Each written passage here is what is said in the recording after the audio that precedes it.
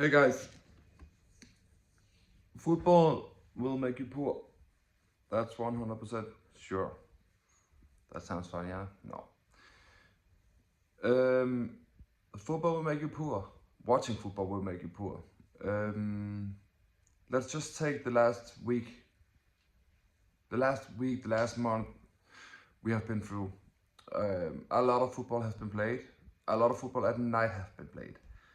And the last week we saw there was loads of Champions League games. Um, and they started at 9 and stop at 11 p.m. And I see so many football fans go crazy about it, and I've done the same. I'm a big Arsenal fan, and they literally have destroyed my life. No, they have not destroyed my life, but they have played a big part in, right now that I'm a little bit overweight. I'm a lot overweight, and just don't get things in the right order. I should never be prioritizing football in the beginning because I have no money. I am 5'7", 8 kilos too overweight. So why am I even watching really fit footballers earning 300k per week, making their life complete? And I actually sit and cheer for them. So it reminds me that what's the point of watching football? Because I cannot control it. I cannot control it if Arsenal will win the league this year. I cannot control if they will win the Champions League. I cannot control if one of Arsenal's rivalry will lose the game that I hope that they will lose. I cannot control it. So I have just decided that I really stop watching football and I go to bed instead of, especially at night.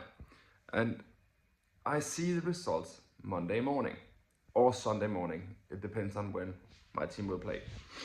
And it just gives me so much relief in my life, so much more time for practicing my own skills. And what is my own skills? First of all, it is a skill to go to bed at 21 instead of at 12 at night. Because you will get 5 hours of sleep, no, 8 hours of sleep instead of 5. There's no need to talk about this because it's just so much more better to get 8 hours instead of 5 hours. But the consequences of watching football is huge, guys. And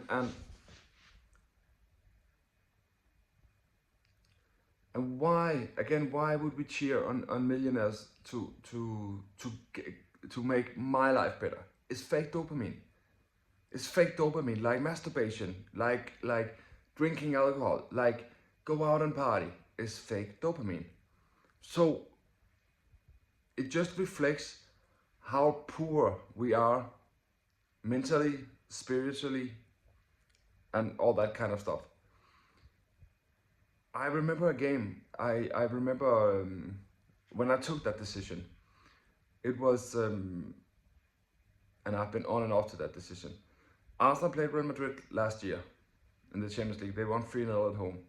And I was so happy because I was hoping that they could win the Champions League. But I didn't sleep that night and I have 3 children. So the next day I was horrible, even though my team have won. But I was horrible because I did not sleep. And I said to myself, okay, there's something wrong here. So I took the decision. The next game, I didn't see it.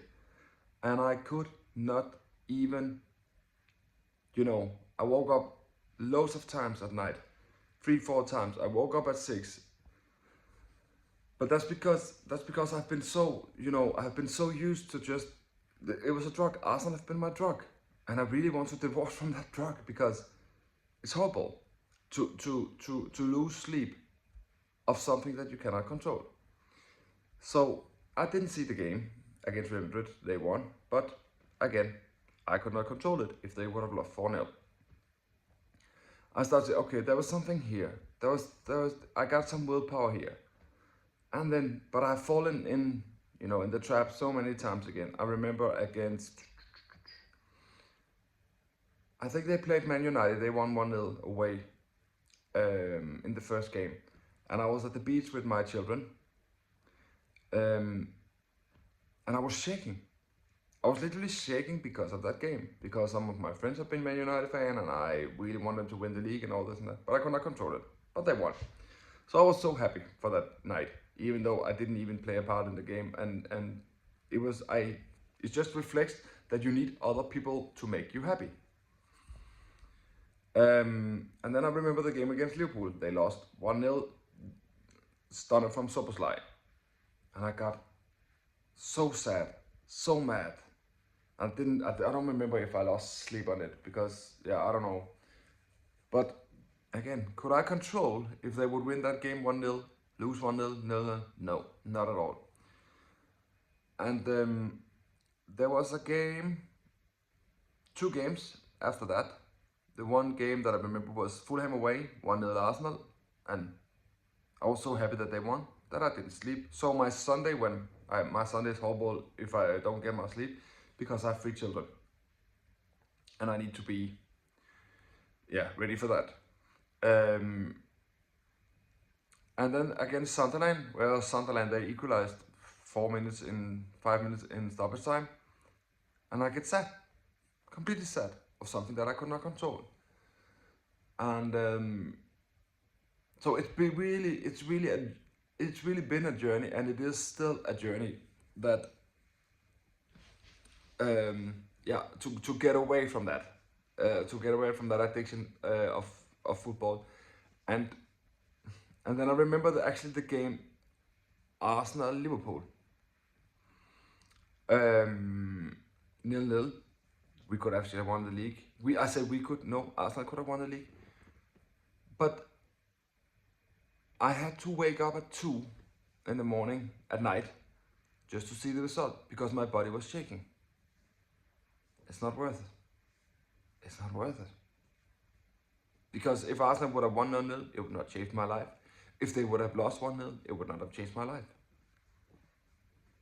The players would have got their 300k salary anyway. And I just see so many. At the moment, I see so many, clips on YouTube, videos on YouTube, and they have done a nice job. Let's say AFTV and DR Sports and everything and this and that. But if you look at it, it's men who talks about other men's performance. I can see when Arsenal play good. I can see when they play bad.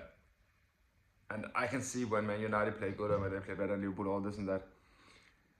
But the society that we have come in, that we are sitting, that men in my age, older and younger, are sitting to sit and talk about football.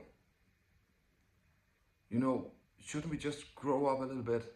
I know they earn money, and that's fair. They do a good job. There's some good programs and everything, really really structured, really nice, really. But I just, how can it be possible just to see a football game and just sit and talk about football players, how they perform? And I just completely, I really tried to divorce from football. And this weekend here, Arsenal play Man United on Sunday. I've come to a point now. I'm sorry for my hair. I look like shit. I actually look like shit. But that's not the point here. And why? Why would we spend so much time on that? My team play on Sunday, and normally I could not, breathe before Sunday. And I don't know if they will win or lose. I don't know. And so many people, especially men, from the year of, let's say, 15 to 60, spend their time watching football, cannot breathe without thinking of football. Instead of going to the gym, instead of going to sleep, instead of try to make money on their business on YouTube or whatever. Stop wasting your time on football, guys. But it's a hard divorce. If you're struggling, say me. Because it's a hard divorce.